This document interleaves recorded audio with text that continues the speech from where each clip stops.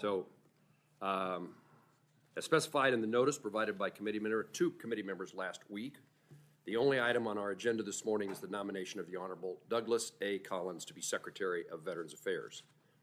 I will be voting in support of Congressman Collins' nomination.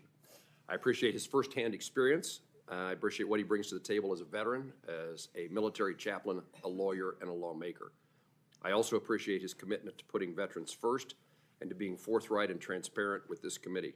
I was particularly pleased, even on the most difficult questions, he made his point, but he made his point in a way that I found non-offensive and indicating a cooperation and willingness to listen and an intense desire to make certain that this committee is kept informed.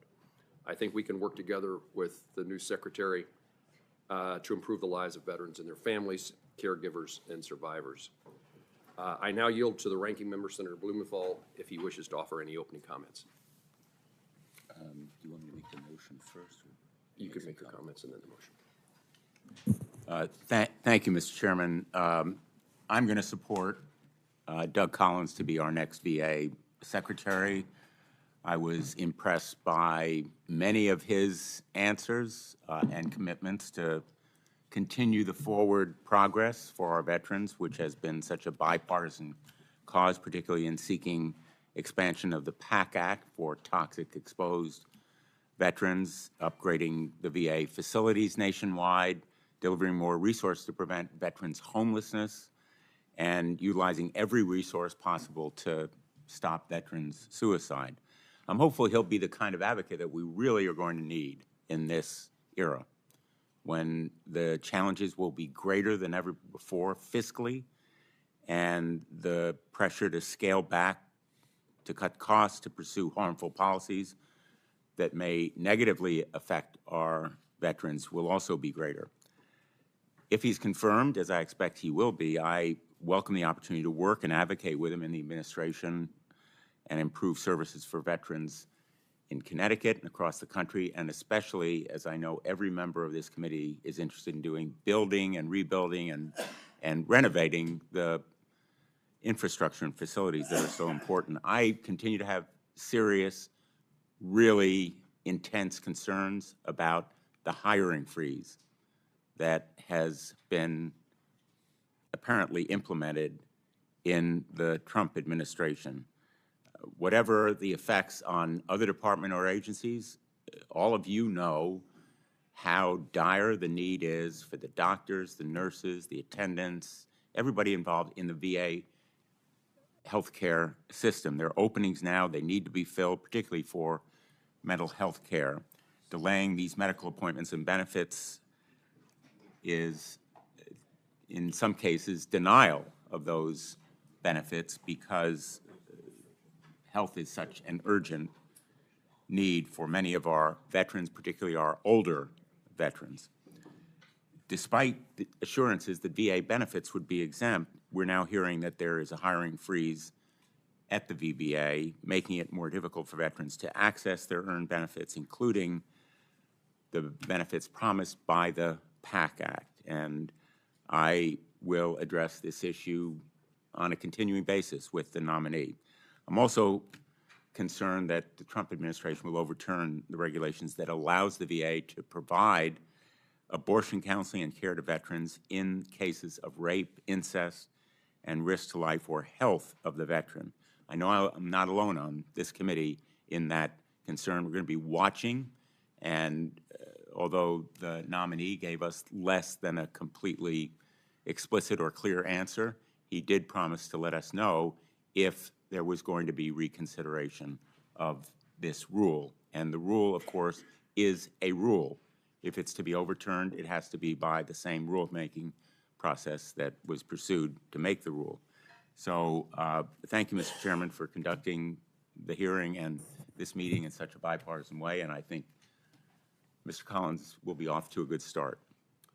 Ranking Member, thank you very much for your cooperation, and let me point out that we have asked the transition team and now the administration to further define and provide us with information about what the consequences or what the intention or what the specifics are of this hiring freeze. The words say that nothing will prohibit veterans from receiving veterans benefits. We'll find out what that exactly means.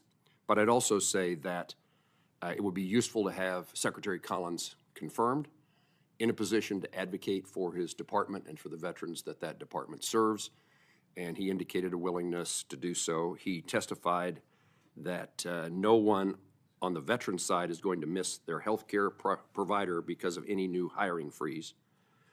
I'd also indicate that the Biden administration, after record hiring in 2023, the Biden administration implemented a net zero growth strategy in 2024 and had the goal of reducing the VA workforce by 10,000 employees. This was due to both budgetary concerns and the VA's leadership that the VA had necessary workforce to fulfill its mission. It will be our job to make sure that we know what the facts are and whether there's sufficient staffing to make sure that veterans receive the care and benefits that they deserve, and this committee needs to do its work. But the bottom line is, I think that having the Secretary confirmed by this committee and then by the Senate puts us in a better position to make sure that those positions are known by us and that when necessary, we're capable of advocating for any of our concerns. So let me invite a motion on the pending nomination. Mr. Chairman, I move that the Committee on Veterans Affairs favorably report the nomination of the Honorable Douglas A. Collins to be Secretary of Veterans Affairs. Thank you, Senator Blumenthal. Is there a second? Excuse me, Mr. Chairman, Senator Rono. point of personal privilege. Would it be appropriate to make comments after the vote? It will be. Thank you. There was a second that was made, so the motion is made and seconded. Any debate on the motion? If none, once the debate has concluded, we will invite those who want to say something to do so. The vote is now on the motion that the committee favorably report the pending nomination. There's been a request for a roll call vote, and the clerk will call the roll. Mr. Bozeman. Aye.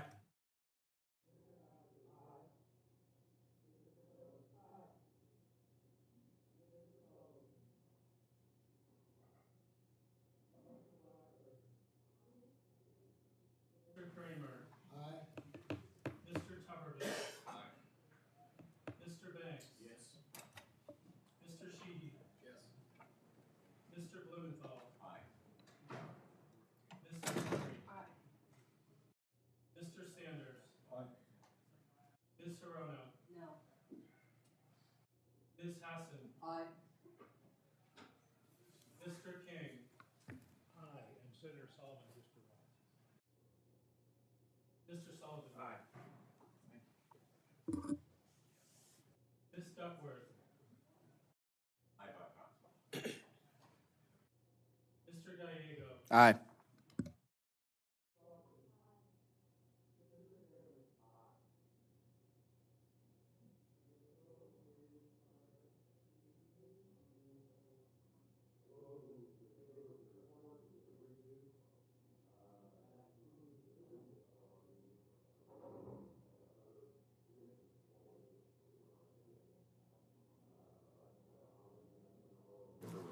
Thank you very much.